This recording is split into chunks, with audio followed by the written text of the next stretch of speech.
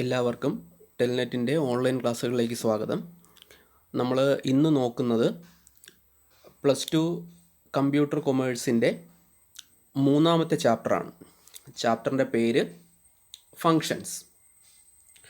അപ്പോൾ ഈ ഫങ്ഷൻസ് എന്ന് പറയുന്ന ചാപ്റ്ററിൻ്റെ പ്രത്യേകത, നമ്മുടെ C++ പ്രോഗ്രാമിംഗ് ലാംഗ്വേജ് നമ്മൾ +1 മുതൽ പഠിക്കുന്നുണ്ട്.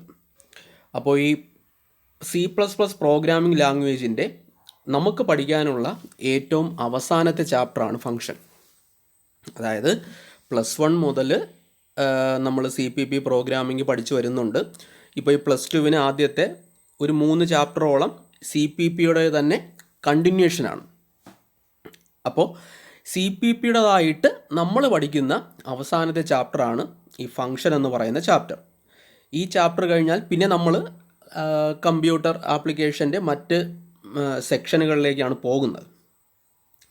അപ്പോൾ CPPയുടേതായിട്ട് നമ്മൾ അവസാനമായിട്ട് പഠിക്കുന്ന ചാപ്റ്ററാണ് ഫങ്ഷൻ എങ്കിലും നമ്മൾ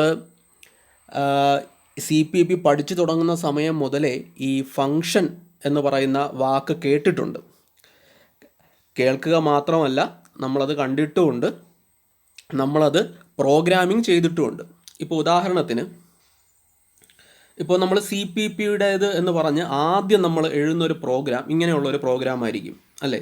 നിങ്ങൾക്ക് എല്ലാവർക്കും നമ്മൾ ഈ സ്ക്രീനിൽ കാണുന്ന പ്രോഗ്രാം പരിചയം ഉണ്ടാവും. നമ്മൾ ഒരു CPPയുടെ ഒരു പ്രോഗ്രാം പോലും എഴുതാത്ത ആളാണെങ്കിലും ഇത്രയും കാര്യങ്ങൾ എല്ലാവർക്കും ഓർമ്മയുണ്ടാകും. കാരണം ഈ പറഞ്ഞിരിക്കുന്ന ഇത്രയും കാര്യങ്ങൾ എല്ലാ പ്രോഗ്രാമിലും കോമൺ ആണല്ലേ. Hash include IOStream using name space STD ഇൻറ്റ് main, എന്നിട്ട് ആ മെയിൻ എന്ന് പറയുന്ന ഫങ്ഷൻ്റെ ബോഡിക്കകത്ത് ഏതാണോ നമ്മുടെ പ്രോഗ്രാം, ആ പ്രോഗ്രാം നമ്മൾ കൊടുക്കും. അത് ചിലപ്പോൾ 2 നമ്പേഴ്സിനെ കൂട്ടുന്ന പ്രോഗ്രാം ആകാം, അല്ലെങ്കിൽ ഒരു മൾട്ടിപ്ലിക്കേഷൻ ടേബിൾ ആകാം, എന്ത് വേണമെങ്കിലും ആവാം. അപ്പോൾ നമ്മൾ ഓൾറെഡി പറഞ്ഞു, ഈ ഫങ്ഷൻ എന്ന് പറയുന്ന വാക്ക് നമ്മൾ ഓൾറെഡി പറഞ്ഞു. ഈ മെയിൻ എന്ന് പറയുന്ന സാധനമാണ് ഇവിടെ എന്ത്? ഫങ്ഷൻ. ഈ മെയിൻ എന്ന് പറയുന്ന സംഗതി ഒരു ഫങ്ഷനാണ്. ആ മെയിൻ എന്ന് പറയുന്ന പേരിനോട് ചേർന്ന് ഓപ്പൺ ആൻഡ് ക്ലോസ് പരാന്തസിസ് കണ്ടോ? നമ്മുടെ ഈ കർവ് ബ്രാക്കറ്റ്, ഈ ഓപ്പൺ ആൻഡ് ക്ലോസ് പരാന്തസിസ് എവിടെ വരുന്നോ അതെല്ലാം ഒരു ഫങ്ഷൻ്റെ കൂടെ ആയിരിക്കും. നമ്മളൊരു ഫങ്ഷനെ തിരിച്ചറിയാനായിട്ട് ഉപയോഗിക്കുന്ന ഒരു സെപ്പറേറ്ററാണ് ഈ ഓപ്പൺ ആൻഡ് ക്ലോസ് പരാന്തസിസ് എന്ന് പറയുന്നത്. അപ്പോൾ മെയിൻ എന്ന് പറയുന്നത് നമ്മൾ CPPയുടെ ആദ്യ പ്രോഗ്രാം മുതലേ പഠിക്കുന്ന ഒരു ഫങ്ഷനാണ്. അപ്പോൾ ഫങ്ഷൻ നമുക്ക് പരിചയമുള്ള സംഗതി തന്നെയാണ്. പിന്നെ നമ്മൾ എന്താണ് ഫങ്ഷൻ, അതിൻ്റെ എന്താണ് സാങ്കേതിക വശം നമ്മൾ അവസാനത്തെ ചാപ്റ്ററിൻ്റെ അകത്ത് പഠിക്കുന്നു എന്ന് മാത്രമേ ഉള്ളൂ. അപ്പോൾ നിങ്ങൾക്കറിയാം, നമ്മൾ CPPയുടെ ഒരു പ്രോഗ്രാം എഴുതുന്നുണ്ടെങ്കിൽ ഉറപ്പായിട്ടും അതിൻ്റെ അകത്ത് മെയിൻ എന്ന് പറയുന്ന ഫങ്ഷൻ ഉണ്ടാകും അല്ലേ? മെയിൻ ഇല്ലാതെ ഒരു പ്രോഗ്രാമും സാധ്യമല്ല. ഏറ്റവും മെയിനായിട്ടുള്ള ഫങ്ഷൻ ആയതുകൊണ്ടാണ് അതിന് മെയിൻ എന്ന പേര് കൊടുത്തേക്കുന്നത് തന്നെ. കാരണം ഒരു CPP പ്രോഗ്രാമിൻ്റെ പ്രവർത്തനം ആരംഭിക്കുന്നതും അവസാനിക്കുന്നതും എപ്പോഴും മെയിൻ എന്ന് പറയുന്ന ഫങ്ഷനിലായിരിക്കും. തുടക്കവും മെയിനിലാണ്, ഒടുക്കവും മെയിനിലാണ്. ഇതിൻ്റെ ഇടയ്ക്ക് ഇതിന് എങ്ങോട്ട് വേണമെങ്കിലും സഞ്ചരിക്കാം. ഇത് മറ്റ് പല ഫങ്ഷനുകളിലൂടെയൊക്കെ കടന്നു പോകാറുണ്ട്. പക്ഷേ എവിടെ പോയാലും തിരിച്ച് മെയിനിലോട്ട് തന്നെ മടങ്ങി വരേണ്ടതായിട്ടുണ്ട്. അപ്പോൾ മെയിൻ എന്ന് പറയുന്ന ഫങ്ഷൻ ഇല്ലാതെ CPP പ്രോഗ്രാം ഇല്ല. അതിൻ്റെ അർത്ഥം എന്താണ്? അപ്പോൾ നമ്മൾ ഇത്രയും നാൾ മെയിൻ എന്ന് പറയുന്ന ഫങ്ഷനെയാണ് പ്രോഗ്രാം എന്നുള്ള രീതിയിൽ പഠിച്ചുകൊണ്ടിരുന്നത്. മെയിൻ അല്ലാതെ വേറൊരു ഫങ്ഷനും നമ്മൾ എഴുതിയില്ല. അപ്പോൾ ഫങ്ഷൻ എന്താണെന്ന് ചോദിച്ചാൽ നമ്മളെ സംബന്ധിച്ച് അത് പ്രോഗ്രാം തന്നെയാണ്. ഫങ്ഷൻ്റെ ഡെഫിനിഷൻ എന്താണെന്ന് ചോദിച്ചാൽ നമ്മൾ പ്രോഗ്രാമിൻ്റെ ഡെഫിനിഷൻ തന്നെയാണ് പറയുന്നത് അല്ലേ?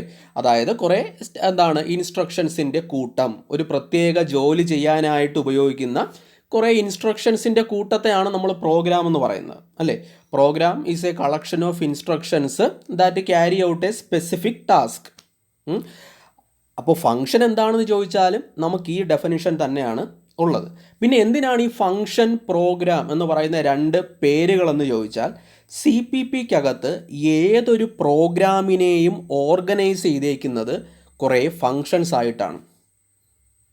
എന്ന് പറഞ്ഞാൽ കുറേ ഫങ്ഷനുകൾ ചേരുമ്പോഴാണ് ഒരു പ്രോഗ്രാം ഉണ്ടാകുന്നത്. എന്താണ്? കുറേ ഫങ്ഷനുകൾ ചേരുമ്പോഴാണ് ഒരു പ്രോഗ്രാം ഉണ്ടാകുന്നത്. ഒരു പ്രോഗ്രാമിനകത്തേക്ക് നോക്കിയാൽ നമുക്ക് ധാരാളം ഫങ്ഷനുകൾ കാണാനായിട്ട് പറ്റും. നമ്മളെ സംബന്ധിച്ച് നമ്മുടെ പ്രോഗ്രാമിനകത്തോട്ട് നോക്കിയാൽ നമുക്ക് ഇതുവരെ ഒരേ ഒരു ഫങ്ഷനെ കാണാൻ കഴിയുമായിരുന്നുള്ളൂ, അതാണ് മെയിൻ. എന്നാൽ നമ്മൾ ഒരു വലിയ പ്രോഗ്രാമൊക്കെ എടുത്തു കഴിഞ്ഞാൽ, നമ്മൾ ഏതെങ്കിലും ഒരു സോഫ്റ്റ്വെയറോ അല്ലെങ്കിൽ ആപ്ലിക്കേഷനോ ഒക്കെ ഡെവലപ്പ് ചെയ്യാനായിട്ടുള്ള ഒരു CPP പ്രോഗ്രാം എടുത്തു കഴിഞ്ഞാൽ ആ പ്രോഗ്രാമിനകത്ത് ധാരാളം ഫങ്ഷൻസ് ഉണ്ടാവും. അപ്പോൾ ഇതാണ് ഫങ്ഷൻ. അപ്പോൾ ഫങ്ഷനുകൾ ചേർന്നാണ് എന്തുണ്ടാകുന്നത്? പ്രോഗ്രാം ഉണ്ടാകുന്നത്. അപ്പോൾ പ്രോഗ്രാമിനെ എന്തിനാണ് ഇങ്ങനെ ഫങ്ഷനുകളാക്കി ഓർഗനൈസ് ചെയ്ത് വച്ചേക്കുന്നത്, അല്ലെങ്കിൽ പ്രോഗ്രാമിനെ ഫങ്ഷനുകളാക്കി ഡിവൈഡ് ചെയ്ത് വച്ചേക്കുന്നത് എന്തിനാണെന്ന് ചോദിച്ചു കഴിഞ്ഞാൽ, മോഡുലാർ പ്രോഗ്രാമിംഗ് എന്ന് പറയുന്ന ഒരു കൺസെപ്റ്റ് നമ്മുടെ പ്രോഗ്രാമിൽ ഇംപ്ലിമെൻ്റ് ചെയ്യാൻ വേണ്ടിയിട്ടാണ്. മോഡുലാർ പ്രോഗ്രാമിംഗ് അല്ലെങ്കിൽ മോഡുലാരിറ്റി ഇതെന്താണെന്ന് നമുക്കൊരു എക്സാമ്പിളിലൂടെ കാണാം. ഇപ്പോൾ നിങ്ങൾ ദാണ്ട് ഈ ചിത്രത്തിലോട്ട് നോക്കിയാൽ ഇവിടെ 2 ട്രെയിനുകളെ കാണാൻ പറ്റുന്നുണ്ടല്ലേ. Train 1, train 2. അതിൽ ഈ ഒന്നാമത്തെ ട്രെയിനിനെ ഒന്ന് നോക്കിക്കേ. ഈ ട്രെയിനിൻ്റെ പ്രത്യേകത എന്ന് പറയുന്നത്, ഈ ട്രെയിൻ ആകപ്പാടെ ഒരേ ഒരു കമ്പാർട്ട്മെൻറ്റേ ഉള്ളൂ, അല്ലെങ്കിൽ ഒരേ ഒരു ബോഗി മാത്രമേ ഉള്ളൂ. അതേസമയം രണ്ടാമത്തെ ട്രെയിനിനെ നമ്മൾ നോക്കിക്കഴിഞ്ഞാൽ, രണ്ടാമത്തെ ട്രെയിൻ നമ്മുടെ നാട്ടിലൊക്കെ കാണുന്ന സാധാരണ ട്രെയിനാണ്. ഒന്നാമത്തെ ട്രെയിൻ എന്ന് പറയുന്നത് നമ്മുടെ നാട്ടിലുള്ള ട്രെയിനല്ല. ഇത് ഈ ചൈനയിലും ജപ്പാനിലൊക്കെ ഉള്ള, അമേരിക്കയിലൊക്കെ ഉള്ള അതിവേഗ ട്രെയിനുകളാണ്. രണ്ടാമത്തെ ചിത്രത്തിൽ നമ്മൾ കാണുന്നത് നമ്മുടെ നാട്ടിലുള്ള ട്രെയിനാണ്. നമ്മുടെ നാട്ടിലുള്ള ട്രെയിനിൻ്റെ അകത്ത് അതിൻ്റെ പ്രത്യേകത എന്താണ്? അതിൽ ധാരാളം ബോഗികളുണ്ടല്ലേ. നമ്മുടെ ട്രെയിൻ എന്ന് പറയുന്നത് കുറേ ബോഗികളെ ഇങ്ങനെ ചേർത്ത് വെച്ചേക്കുന്നതാണ്. എന്താണ് ഈ 2 ട്രെയിനും തമ്മിലുള്ള പ്രധാനപ്പെട്ട വ്യത്യാസം? നമ്മുടെ ഈ രണ്ടാമത്തെ ട്രെയിൻ നോക്കിക്കഴിഞ്ഞാൽ ഇതെങ്ങനെ വേണമെങ്കിലും വളഞ്ഞ് സഞ്ചരിക്കും അല്ലേ. അതേസമയം നമ്മളീ കാണുന്ന ഒന്നാമത്തെ ട്രെയിനിന് ഒരിക്കലും വളയാൻ കഴിയില്ല, അത് ഫ്ലെക്സിബിൾ അല്ല. അത് മാത്രമല്ല, ഈ നമ്മുടെ ട്രെയിൻ, രണ്ടാമത്തെ ട്രെയിനിൻ്റെ അകത്ത് നമുക്ക് വേണമെങ്കിൽ വളരെ എളുപ്പം അതിൽ നിന്നൊരു ബോഗിയെ ഇളക്കി മാറ്റാം, അല്ലെങ്കിൽ 1-2 ബോഗി അതിൻ്റെ കൂടെ ഫിറ്റ് ചെയ്യാം. അത് ഫ്ലെക്സിബിളാണ്. നമ്മുടെ ട്രെയിൻ എന്ന് പറയുന്നത്, അതായത് നമ്മൾ ഈ പറഞ്ഞ രണ്ടാമത്തെ ട്രെയിൻ എന്ന് പറയുന്നത് വളരെയധികം ഫ്ലെക്സിബിളാണ്. എന്നാൽ നമ്മൾ കാണുന്ന ഈ ഒന്നാമത്തെ ട്രെയിൻ എന്ന് പറയുന്നത് അതൊരിക്കലും ഫ്ലെക്സിബിൾ അല്ല. അതൊരു നേർരേഖയിൽ മാത്രമേ സഞ്ചരിക്കൂ, അതിന് വളയാനും തിരിയാനും കഴിയില്ല. നമ്മളിപ്പം പറഞ്ഞ പോലെ അഡ്ജസ്റ്റ്മെൻറ്റ്, ഒരെണ്ണം പെട്ടെന്ന് ആടിയണമെങ്കിലോ അല്ലെങ്കിൽ ഒരെണ്ണം അതിൽ നിന്ന് മാറ്റണമെങ്കിലോ അതിനൊന്നും കഴിയില്ല. കഴിയും, നമ്മൾ അറുത്ത് മാറ്റേണ്ടതായിട്ട് വരും. അതേസമയം നിങ്ങൾ ഈ നമ്മുടെ നാട്ടിലൊക്കെ ഓടുന്ന ട്രെയിനിൻ്റെ കമ്പാർട്ട്മെൻറ്റ് അല്ലെങ്കിൽ ഈ ബോഗികൾ മാറ്റം നിങ്ങൾ കണ്ടിട്ടുണ്ടാവും. ഒരു ചെറിയൊരു കൊളുത്ത് അങ്ങോട്ട് മാറ്റിക്കഴിഞ്ഞാൽ അതിനെ നമുക്ക് ഈസി ആയിട്ട് എടുത്ത് മാറ്റാനായിട്ട് പറ്റും. അപ്പോൾ അങ്ങനെ ആയതുകൊണ്ടാണ് നമ്മൾ ഈ ചില തിരക്കുള്ള സമയത്ത്, ഇപ്പോൾ ഏതെങ്കിലും ഫെസ്റ്റിവലൊക്കെ വരുന്ന സമയത്ത് ട്രെയിനിൽ അഡീഷണൽ 2-3 കമ്പാർട്ട്മെൻ്റ് ഉണ്ടാവും ഈ ആളുകൾക്ക് നാട്ടിലോട്ടൊക്കെ വരാൻ വേണ്ടിയിട്ട്. അത് ഈ ട്രെയിനുകളെ പല പല കമ്പാർട്ട്മെൻ്റായിട്ട് ഓർഗനൈസ് ചെയ്യുന്നതിലൂടെയാണ്, അല്ലെങ്കിൽ അങ്ങനെ ചെയ്യാൻ കഴിയുന്നത് കൊണ്ടാണ് അങ്ങനെ സംഭവിക്കുന്നത്. അപ്പോൾ ഈ 2 ട്രെയിനും തമ്മിലുള്ള വ്യത്യാസം എന്ന് പറയുന്നത്, ഒരു ട്രെയിനിനെ നമ്മൾ കമ്പാർട്ട്മെൻ്റലൈസ് ചെയ്തിട്ടുണ്ട്, മറ്റൊരു ട്രെയിനിനെ നമ്മൾ എന്ത് ചെയ്തിട്ടില്ല, കമ്പാർട്ട്മെൻ്റലൈസ് ചെയ്തിട്ടില്ല എന്നതാണ്. ഇതിനെയാണ് നമ്മൾ മോഡുലാരിറ്റി അല്ലെങ്കിൽ മോഡുലറൈസേഷൻ എന്ന് പറയുന്നത്. അപ്പോൾ മോഡുലർ എന്താണെന്ന് ചോദിച്ചു കഴിഞ്ഞാൽ, മോഡുലർ പ്രോഗ്രാമിംഗ് എന്താണെന്ന് ചോദിച്ചു കഴിഞ്ഞാൽ, it is a process of breaking large number of programs into smaller subprograms. അതായത് ഒരു വലിയ പ്രോഗ്രാമിനെ ചെറിയ അല്ലെങ്കിൽ കുഞ്ഞു സബ് പ്രോഗ്രാമുകളാക്കി ബ്രേക്ക് ചെയ്യുന്ന, അല്ലേ, ഡിവൈഡ് ചെയ്യുന്ന പ്രോസസ്സിനാണ് നമ്മൾ എന്ത് പറയുന്നത്, മോഡുലറൈസേഷൻ എന്ന് പറയുന്നത്. ഒരു വലിയ പ്രോഗ്രാമിനെ കുഞ്ഞു സബ് പ്രോഗ്രാമുകളായി ബ്രേക്ക് ചെയ്യുന്ന പ്രോസസ്സിനെ, ഡിവൈഡ് ചെയ്യുന്ന പ്രോസസ്സിനെ ആണ് നമ്മൾ എന്തെന്ന് പറയുന്നത്, മോഡുലറൈസേഷൻ എന്ന് പറയുന്നത്. അങ്ങനെ ഡിവൈഡ് ചെയ്യുന്ന ഈ സബ് പ്രോഗ്രാമുകളെ നമ്മൾ ഇവിടെ ഫങ്ഷൻ എന്ന് വിളിക്കും. സബ് പ്രോഗ്രാമുകളെ നമ്മൾ ഇവിടെ എന്തെന്ന് വിളിക്കും, ഫങ്ഷൻ എന്ന് വിളിക്കും. അപ്പോൾ എന്താണ് മോഡുലാർ പ്രോഗ്രാമിംഗ് എന്ന് പറഞ്ഞാൽ, സ്ക്രീനിൽ അതിൻ്റെ ഡെഫിനിഷൻ ഉണ്ട്, അതൊന്ന് വായിക്കുക. The process of breaking large programs into smaller sub programs is called modularisation. എന്താണെന്ന് മനസ്സിലായല്ലോ? ഒരു വലിയ പ്രോഗ്രാമിനെ നമ്മൾ എന്ത് ചെയ്യുന്നു? കുഞ്ഞു കുഞ്ഞ് സബ് പ്രോഗ്രാമുകളാക്കി ഡിവൈഡ് ചെയ്യുന്നു, ബ്രേക്ക് ചെയ്യുന്നു. ഈ പ്രോസസ്സിനെയാണ് നമ്മൾ എന്ത് പറയുന്നത്? മോഡുലറൈസേഷൻ എന്ന് പറയുന്നത്. അപ്പോൾ അങ്ങനെയുള്ള ഈ കുഞ്ഞു കുഞ്ഞ് സബ് പ്രോഗ്രാമുകളെ നമ്മൾ എന്തെന്ന് വിളിക്കും? ഫങ്ഷൻ എന്ന് വിളിക്കും. അപ്പോൾ ഇതാണ് നമ്മൾ ആദ്യമേ പറഞ്ഞത്. എന്താണ്? C++നകത്ത് കുറേ ഫങ്ഷനുകൾ ചേർന്നാണ് ഒരു പ്രോഗ്രാം ഉണ്ടാകുന്നത്. ഇനി എന്തിനാണ് നമ്മൾ ഒരു പ്രോഗ്രാമിനെ ഇതുപോലുള്ള കുഞ്ഞു കുഞ്ഞു പ്രോഗ്രാമുകളാക്കി ഡിവൈഡ് ചെയ്യുന്നത്?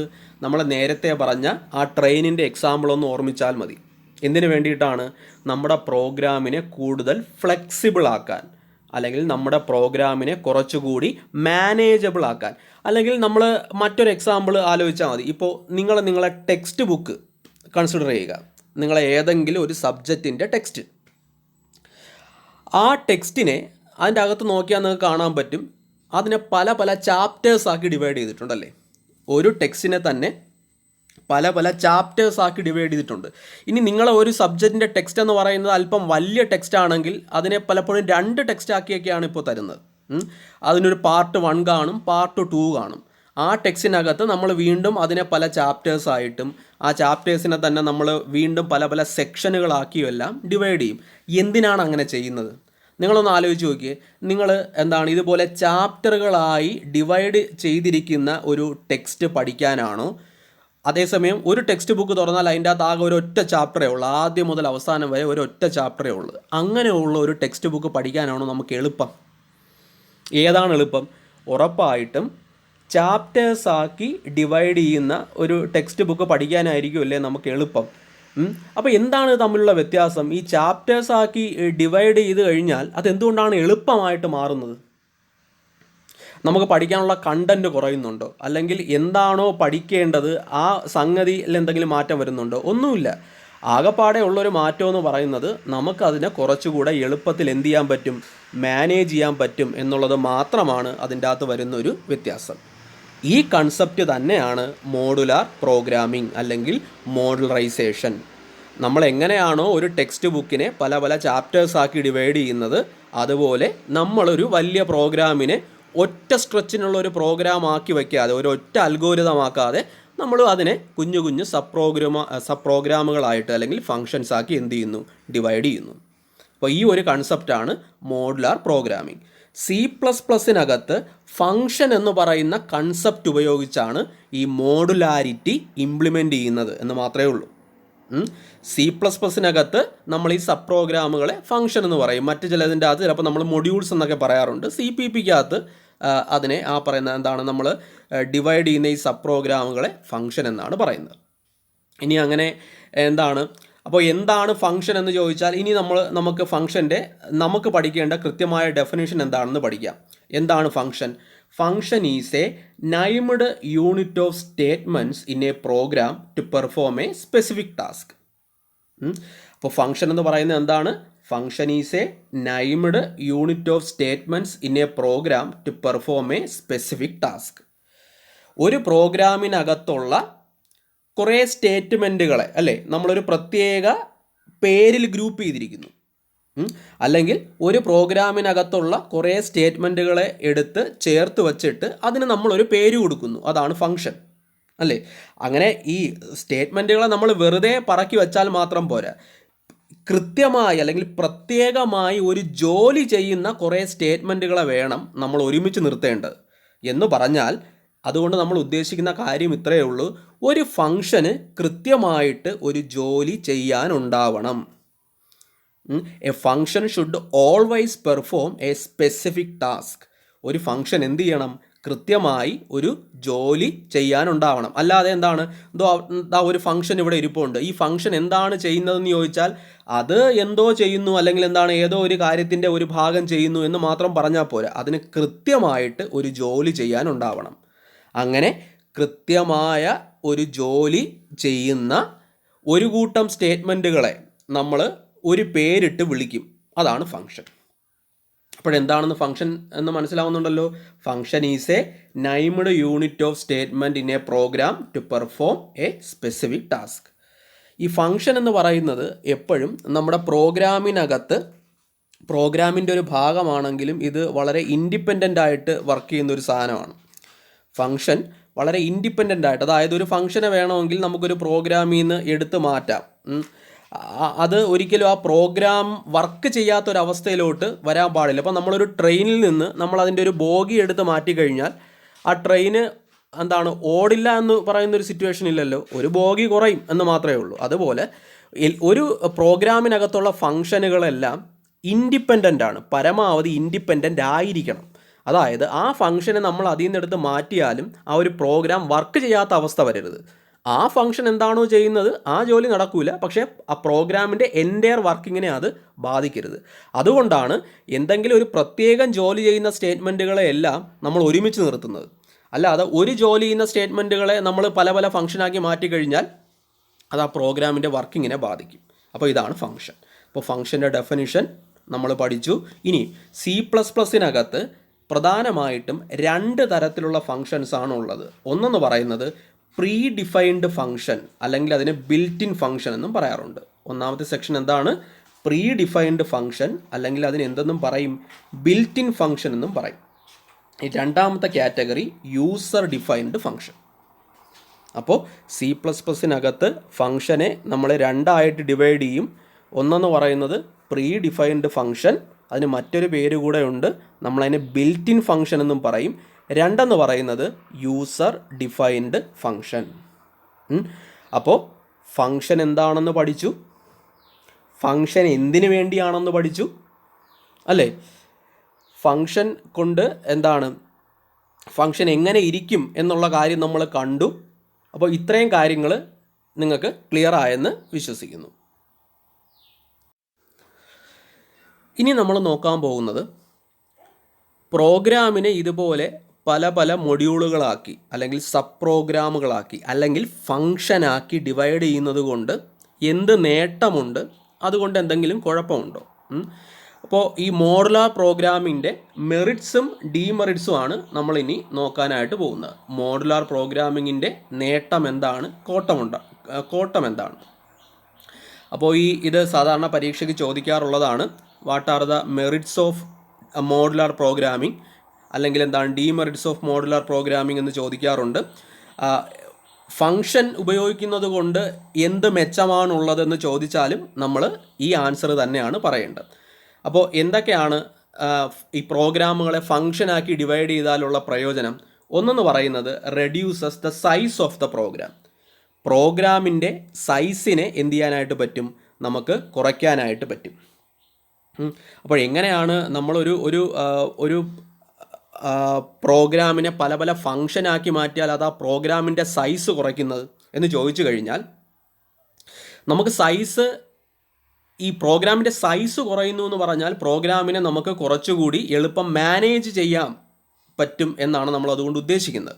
അല്ലാതെ പ്രോഗ്രാമിൻ്റെ ഇപ്പോൾ നമ്പർ ഓഫ് ലൈൻസ് ഒന്നും കുറയില്ല, ശരിക്കും നമ്പർ ഓഫ് ലൈൻസ് കൂടുകയുള്ളൂ അല്ലേ. ഇപ്പോൾ നമ്മൾ നേരത്തെ പറഞ്ഞു, ഇപ്പോൾ ഒരു ടെക്സ്റ്റ് ബുക്കിനെ നമ്മൾ പല പല ചാപ്റ്റേഴ്സാക്കി ഡിവൈഡ് ചെയ്ത് കഴിഞ്ഞാൽ അതിനെ നമ്പർ ഓഫ് പേജസ് കുറയുമോ? ഇല്ല, നമ്പർ ഓഫ് പേജസ് ചിലപ്പോൾ കൂടുകയുള്ളൂ അല്ലേ.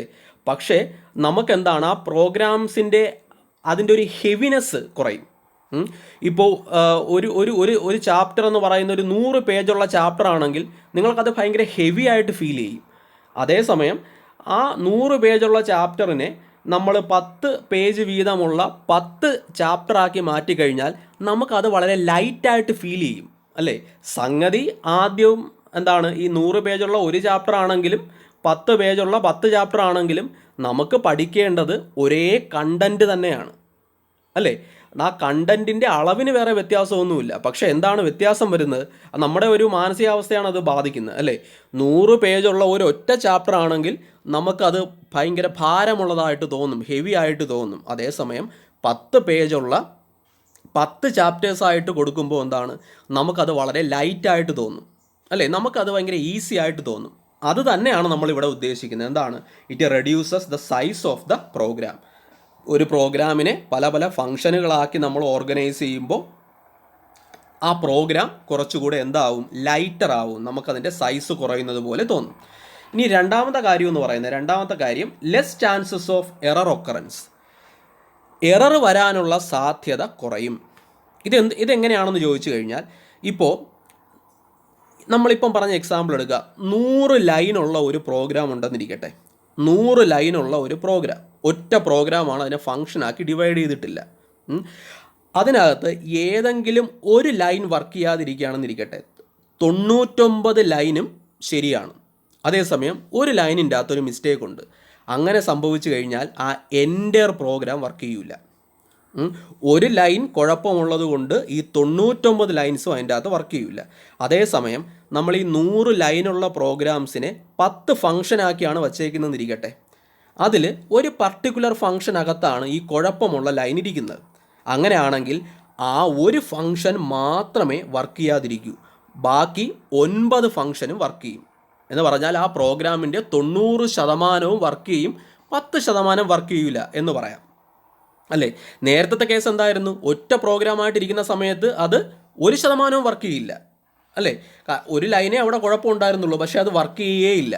അതേസമയം നമ്മളതിനെ 10 ഫംഗ്ഷനുകളാക്കി മാറ്റിയപ്പോൾ എന്ത് സംഭവിച്ചു? ഒരു ഫംഗ്ഷൻ, ആ മിസ്റ്റേക്കുള്ള ലൈൻ വന്ന ഒരു ഫംഗ്ഷൻ മാത്രമേ വർക്ക് ചെയ്യാതിരിക്കൂ, ബാക്കിയുള്ള 9 ഫംഗ്ഷനും എന്ത് ചെയ്യും? വർക്ക് ചെയ്യും. എന്ന് മാത്രമല്ല, ഇനി ഒരു തെറ്റ് വന്നു കഴിഞ്ഞാൽ നമുക്ക് അതിനെ കണ്ടുപിടിക്കാനും അതിനെ മാറ്റാനുമെല്ലാം ഭയങ്കര എളുപ്പമാണ്. കാരണം നമുക്ക് നോക്കിയാൽ അതിപ്പോൾ 9 ഫംഗ്ഷൻ വർക്ക് ചെയ്യുന്നുണ്ട്, എന്നാൽ ഒരു ഫംഗ്ഷൻ വർക്ക് ചെയ്യുന്നില്ല. അപ്പോൾ നമുക്ക് ഉറപ്പായിട്ട് പറയാൻ പറ്റും ആ വർക്ക് ചെയ്യാത്ത ഫംഗ്ഷനകത്താണ് എന്തോ ഒരു കുഴപ്പമുള്ളത്. അപ്പോൾ നമ്മൾ അതിൻ്റെ അകത്ത് മാത്രം നോക്കിയാൽ മതി. അപ്പോൾ നമുക്ക് വളരെ എളുപ്പം ആ തെറ്റ് എന്താണെന്ന് കണ്ടുപിടിക്കാം, അതിനെ കറക്റ്റ് ചെയ്യാം. അപ്പോൾ അതാണ് നമ്മൾ പറയുന്നത് എന്താണ്? Less chance of error occurrence. തെറ്റ് സംഭവിക്കാനുള്ള സാധ്യത കുറയുന്നു. അതെൻ്റെ ഒരു വലിയ അഡ്വാൻറ്റേജ് ആണ്. ഇനി മൂന്നാമത്തെ കാര്യമായിട്ട് നമ്മൾ പറയുന്നത്, ഇത് ഓൾറെഡി നമ്മൾ പറഞ്ഞ കാര്യം തന്നെയാണ്, എന്താണ്? Reduces programming complexity. പ്രോഗ്രാമിൻ്റെ സങ്കീർണതയെ അത് കുറയ്ക്കുന്നു, അല്ലേ? അത് നമുക്ക് ഓൾറെഡി അറിയാം. പ്രോഗ്രാമിനെ നമ്മൾ പല പല ഫംഗ്ഷനുകളാക്കിയാണ് എഴുതുന്നതെങ്കിൽ സ്വാഭാവികമായിട്ടും, അല്ലേ, ആ പ്രോഗ്രാം നമ്മൾ ആദ്യം പറഞ്ഞ പോയിന്റ് തന്നെയാണ്. അതെന്താണ്? അത് വളരെ ലൈറ്റായിട്ട് ഫീൽ ചെയ്യും, അതിൻ്റെ സങ്കീർണത കുറയും. ഇനി ഏറ്റവും അവസാനം നമ്മൾ പറയുന്ന പോയിൻ്റാണ് ഏറ്റവും പ്രധാനപ്പെട്ട പോയിൻ്റ്, അതായത് ഇംപ്രൂവ്സ് റീയൂസബിലിറ്റി. റീയൂസബിലിറ്റിയെ ഇത് കൂട്ടുന്നു. അതായത് ഒരു പ്രോഗ്രാമിനകത്ത് ഉപയോഗിക്കുന്ന ഒരു ഫംഗ്ഷനെ നമുക്ക് വേണമെങ്കിൽ മറ്റൊരു പ്രോഗ്രാമിനകത്ത് റീയൂസ് ചെയ്യാം. ഇതാണ് ആ കൺസെപ്റ്റ്. ഇപ്പം നമ്മൾ നേരത്തെ ട്രെയിനിൻ്റെ കാര്യം എടുത്തു കഴിഞ്ഞാൽ, ഒരു ട്രെയിനിൻ്റെ എന്താണ് 1-2 ബോഗികൾ നമ്മൾ അതിൽ നിന്ന് ഡിസ്കണക്ട് ചെയ്ത് മറ്റൊരു ട്രെയിനിൻ്റെ അകത്ത് ഫിറ്റ് ചെയ്യാൻ പറ്റുമെന്ന് പറയുന്നത് പോലെ, അതുപോലെ തന്നെയാണ് ഒരു പ്രോഗ്രാമിനകത്ത് ഉപയോഗിക്കുന്ന ഫംഗ്ഷനെ നമുക്ക് വേണമെങ്കിൽ മറ്റ് പ്രോഗ്രാമിനകത്ത് ഉപയോഗിക്കാം. അതിൻ്റെ അകത്ത് കൊണ്ടുവരണമെന്ന് പോലുമില്ല. ഇപ്പം എ എന്ന് പറയുന്ന പ്രോഗ്രാമിനകത്ത് ഒരു ഫംഗ്ഷൻ ഉണ്ടെങ്കിൽ ആ ഫംഗ്ഷനെ ബി എന്ന് പറയുന്ന പ്രോഗ്രാമിനകത്ത് നമുക്ക് ഉപയോഗിക്കാനായിട്ട് പറ്റും. അതിനെ ബി എന്ന് പറയുന്ന പ്രോഗ്രാമിലോട്ട് ആ ഫംഗ്ഷനെ കൊണ്ടുവരേണ്ട കാര്യമില്ല. എ എന്ന് പറയുന്ന പ്രോഗ്രാമിനകത്ത് തന്നെ നിർത്തിക്കൊണ്ട് ബിക്കകത്ത് ഉപയോഗിക്കാനായിട്ട് പറ്റും. ഇനി ഒരേ ഫംഗ്ഷനെ തന്നെ നമുക്ക് പ്രോഗ്രാമിൻ്റെ പല ഭാഗങ്ങളിൽ ഉപയോഗിക്കാം. ഒരേ ഫംഗ്ഷനെ തന്നെ നമുക്ക് പ്രോഗ്രാമിൻ്റെ പല ഭാഗങ്ങളിൽ ഉപയോഗിക്കാം. അങ്ങനെ എത്ര പ്രോഗ്രാംസിൽ വേണമെങ്കിലും ഉപയോഗിക്കാം. അതാണ് നമ്മൾ ഈ ആദ്യത്തെ ഒരു പോയിന്റ് പറഞ്ഞില്ലേ, reduces the size of the program എന്ന് പറഞ്ഞില്ലേ. ഈ സൈസ് റെഡ്യൂസ് ചെയ്യപ്പെടുന്നത് അങ്ങനെ എന്താണ്, ഈ ഒരു കൺസെപ്റ്റ് കൂടെ വരുന്നത് കൊണ്ടാണ്. ഒരു പ്രോഗ്രാമിന് അല്ലെങ്കിൽ ഒരു ഫംഗ്ഷനെ തന്നെ നമുക്ക് പല പ്രോഗ്രാംസിനകത്ത് ഉപയോഗിക്കാനായിട്ട് പറ്റും. അതിനെ പല പ്രാവശ്യം നമ്മൾ എഴുതേണ്ട കാര്യമില്ല. അത് ഒരു സ്ഥലത്ത് തന്നെ വച്ചിരുന്നാൽ മതി. നമുക്ക് പല സ്ഥലങ്ങളിൽ അതിനെ യൂസ് ചെയ്യാനായിട്ട് പറ്റും. അതിപ്പോൾ ഒരു പ്രോഗ്രാമിനകത്തായിക്കോട്ടെ, മൾട്ടിപ്പിൾ പ്രോഗ്രാംസിനകത്തായിക്കോട്ടെ, എവിടെ ഉപയോഗിക്കണോ അവിടെ നമുക്ക് ഉപയോഗിക്കാനായിട്ട് പറ്റും. അപ്പോൾ എന്ത് ചെയ്യാനായിട്ട് പറ്റും? പ്രോഗ്രാമിൻ്റെ റീയൂസബിലിറ്റി അവിടെ കൂടും. പ്രോഗ്രാമിൻ്റെ റീയൂസബിലിറ്റി കൂടും. അപ്പോൾ ഇതൊക്കെയാണ് മോഡുലാർ പ്രോഗ്രാമിങ്ങിൻ്റെ ബെനിഫിറ്റ്സ് എന്ന് പറയുന്നത്. അപ്പോൾ ഒന്നുകൂടെ റിപ്പീറ്റ് ചെയ്ത് കേൾക്കുക. എന്തൊക്കെയാണ് അതിൻ്റെ ബെനിഫിറ്റ്സ്? പ്രോഗ്രാമിൻ്റെ സൈസ് കുറയുന്നു. സൈസ് കുറയുന്നത് ഞാനിപ്പോൾ പറഞ്ഞ പോലെ എന്താണ്, പ്രോഗ്രാം കുറച്ചുകൂടി ലൈറ്റർ ആവും. അതുപോലെ ഈ റീയൂസബിലിറ്റി കൂടെ ഉള്ളത് കൊണ്ടാണ് ഒരു പ്രോഗ്രാമിനെ നമുക്ക് എന്താണ്, ഒരു ഫംഗ്ഷനെ നമുക്ക് ധാരാളം പ്രോഗ്രാമിനകത്ത് റീയൂസ് ചെയ്യാനായിട്ട് പറ്റും. അങ്ങനെ പ്രോഗ്രാമിൻ്റെ സൈസ് കുറയ്ക്കാൻ പറ്റുന്നു, അല്ലേ? എറർ സംഭവിക്കാനുള്ള സാധ്യത കുറയുന്നു. ഇനി അങ്ങനെ എറർ സംഭവിച്ചാലും നമുക്കതിനെ പെട്ടെന്ന് കണ്ടുപിടിക്കാനും കറക്റ്റ് ചെയ്യാനും പറ്റും. ഇനി പ്രോഗ്രാമിൻ്റെ കോംപ്ലക്സിറ്റി കുറയ്ക്കുന്നു. പിന്നെ എന്താണ്, പ്രോഗ്രാമിൻ്റെ റീയൂസബിലിറ്റി കൂടുന്നു. ഇനി നമ്മൾ ഈ മോഡുലാർ പ്രോഗ്രാമിംഗ് ചെയ്യുന്നതിൻ്റെ അകത്ത് 1-2 റിസ്കുകൾ കൂടെ ഉണ്ട്, അല്ലെങ്കിൽ അതിൻ്റെ 1-2 ഡീമെറിറ്റ്സ് എന്ന് പറയാവുന്ന 1-2 കാര്യങ്ങൾ കൂടെ ഉണ്ട്. അതൊന്ന് ഇതാണ്: proper breaking down of the program is a challenging task. ഒരു പ്രോഗ്രാമിനെ നമ്മൾ ബ്രേക്ക് ചെയ്യുന്നത് അതത്ര എളുപ്പമുള്ളൊരു ജോലിയല്ല. നമ്മൾ ബ്രേക്ക് ചെയ്യുന്നത് പ്രോപ്പറായിട്ടല്ലെങ്കിൽ അത് ഗുണത്തേക്കാളേറെ ദോഷം ചെയ്യും, അല്ലേ? നമ്മൾ ഈ മുറിക്കുക എന്ന് പറയുന്നത് നമ്മൾ ശ്രദ്ധിച്ചല്ല മുറിക്കുന്നതെങ്കിൽ നമ്മുടെ പ്രോഗ്രാം ചത്തുപോകുമെന്ന് പറയുന്ന പോലെ നമ്മൾ മുറിക്കുന്നത് വളരെ ശ്രദ്ധിച്ചാവണം മുറിക്കേണ്ടത്. അപ്പോൾ നമ്മൾ പറഞ്ഞു എന്താണ്, ഈ നമ്മളൊരു പ്രോഗ്രാമിനെ പല ഫങ്ഷൻസ് ആക്കി ഡിവൈഡ് ചെയ്യുമ്പോൾ ആ ഫങ്ഷൻസ് പരമാവധി ഇൻഡിപെൻഡൻ്റ് ആയിരിക്കണം. ഒരു പ്രോഗ്രാമിൻ്റെ തന്നെ ഭാഗമാണെങ്കിലും അതിന് സ്വതന്ത്രമായിട്ട് പ്രവർത്തിക്കാൻ കഴിയണം. അപ്പോൾ അങ്ങനെയുള്ള സ്റ്റേറ്റ്മെൻറ്റുകളെ ചേർത്ത് മാത്രമേ നമ്മളൊരു ഫങ്ഷൻ ആക്കാവൂ. അങ്ങനെ അല്ല നമ്മളൊരു പ്രോഗ്രാമിനെ ബ്രേക്ക് ചെയ്യുന്നതെങ്കിൽ അത് ആ പ്രോഗ്രാമിൻ്റെ എൻറ്റയർ വർക്കിങ്ങിനെ ബാധിക്കും. അതാണ് നമ്മൾ ഒന്നാമത്തെ പോയിൻ്റായിട്ട് പറയുന്നത്. ഇനി രണ്ടാമത്തെ കാര്യം അത് തന്നെയാണ്: each sub programme must be independent of others, careful about the order of execution. ഓരോ ഫങ്ഷനും എന്താണ്, ഒന്ന് മറ്റൊന്നിനോട് ഒരുപാട് ഡിപ്പെൻഡ് ചെയ്യാൻ പാടില്ല. അപ്പോൾ ആ പ്രോഗ്രാമിൻ്റെ മൊത്തത്തിലുള്ള വർക്കിങ്ങിനെ ബാധിക്കുന്ന രീതിയിൽ ഒരിക്കലും നമ്മൾ എന്ത് ചെയ്യരുത്, ആ പ്രോഗ്രാമിനെ മുറിക്കരുത്. അപ്പോൾ ഇതാണ് നമുക്ക് ഇതിൻ്റെ അകത്ത് 2 ഡീമെറിറ്റ്സ് ആയിട്ട് പറയാൻ പറ്റുന്നത്. അപ്പോൾ മോഡുലാർ പ്രോഗ്രാമിങ്ങിൻ്റെ മെറിറ്റ്സ് എന്തൊക്കെയാണെന്ന് നോക്കുക, മോഡുലാർ പ്രോഗ്രാമിങ്ങിൻ്റെ ഡീമെറിറ്റ്സ് എന്തൊക്കെയാണെന്ന് നോക്കുക. ഫങ്ഷൻ്റെ മെറിറ്റും ഡീമെറിറ്റ്സും ചോദിച്ചാലും നമ്മൾ പറയേണ്ടത് ഇതേ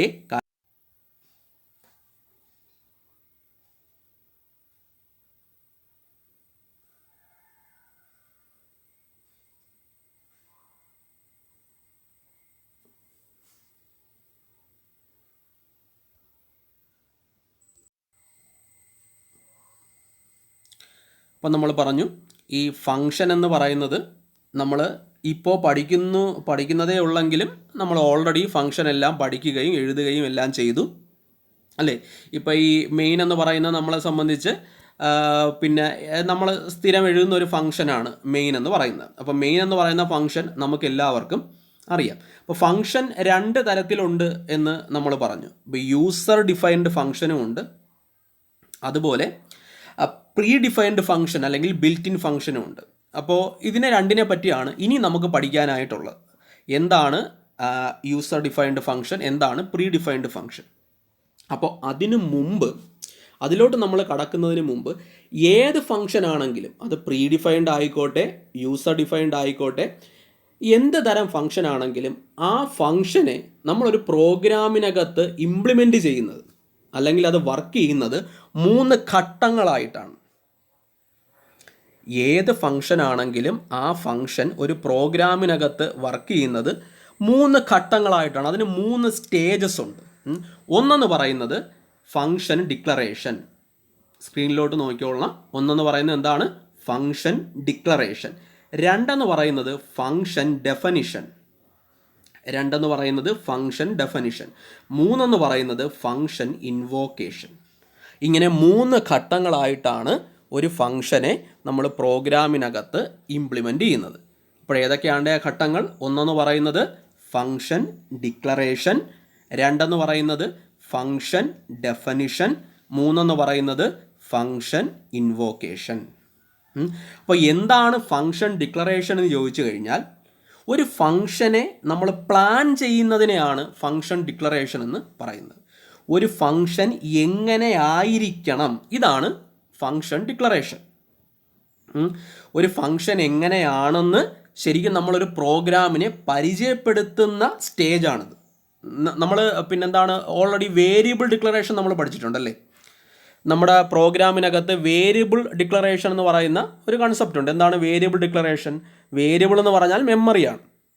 അപ്പോൾ നമ്മുടെ പ്രോഗ്രാമിനകത്ത് നമുക്ക് എപ്പോഴാണോ മെമ്മറി വേണ്ടത് ആ മെമ്മറിയെ നമ്മളൊരു വേരിയബിൾ ആയിട്ടാണ് ഡിക്ലെയർ ചെയ്യുന്നത്. ഒരു വേരിയബിളിനെ ഡിക്ലെയർ ചെയ്യാതെ നമുക്ക് ഉപയോഗിക്കാൻ പറ്റുമോ? ഇല്ല. അപ്പോൾ നമ്മളൊരു വേരിയബിളിനെ ഡിക്ലെയർ ചെയ്യും. നമ്മൾ ഇൻറ്റ് എ എന്ന് പറഞ്ഞാൽ എന്താണ് അതിൻ്റെ അർത്ഥം? എ എന്ന് പറയുന്ന ഒരു മെമ്മറി ഏരിയ ഉണ്ട് അല്ലേ, അതിൻ്റെ സൈസ് എന്ന് പറയുന്നത് 4 ബൈറ്റാണ്, നമ്മൾ അതിനകത്ത് സ്റ്റോർ ചെയ്യാൻ പോകുന്നത് ഒരു ഇൻറ്റിജർ വാല്യൂ ആണ്. ഇങ്ങനെയുള്ള കുറേ കാര്യങ്ങൾ നമ്മൾ നമ്മുടെ പ്രോഗ്രാമിലോട്ട് പറയുകയാണ്. അതുപോലെ ഒരു ഫംഗ്ഷനെ നമ്മളൊരു പ്രോഗ്രാമിനകത്ത് യൂസ് ചെയ്യുന്നതിന് മുമ്പ് നമ്മൾ ആ ഫംഗ്ഷൻ എന്താണെന്ന് പ്രോഗ്രാമിന് പറഞ്ഞു കൊടുക്കണം. അതിനാണ് നമ്മൾ എന്ത് പറയുന്നത്, ഫംഗ്ഷൻ ഡിക്ലറേഷൻ എന്ന് പറയുന്നത്. ഈ ഫംഗ്ഷൻ ഡിക്ലറേഷൻ എന്ന് പറയുന്നത് ഒരു ഫംഗ്ഷൻ്റെ ബ്ലൂ പ്രിൻ്റ് അല്ലെങ്കിൽ പ്രോട്ടോടൈപ്പാണ്.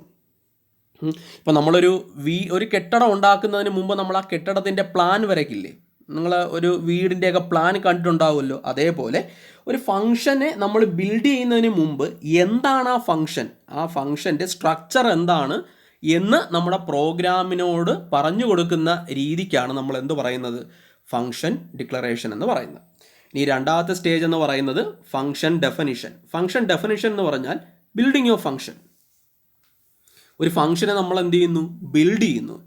ആ ഫംഗ്ഷൻ എന്താണെന്ന് നമ്മൾ പറഞ്ഞു കൊടുക്കുന്നു. ഇപ്പോൾ ഒരു വീടിൻ്റെ പ്ലാൻ വരച്ച് അത് അപ്രൂവ് ആയി കഴിഞ്ഞാൽ എന്താണ്, ആ പ്ലാനനുസരിച്ച് നമ്മളൊരു വീട് കെട്ടുന്നത് പോലെ, അതാണ് ഫംഗ്ഷൻ ഡെഫിനിഷൻ. ഫംഗ്ഷനെ നമ്മൾ ബിൽഡ് ചെയ്യുന്നു.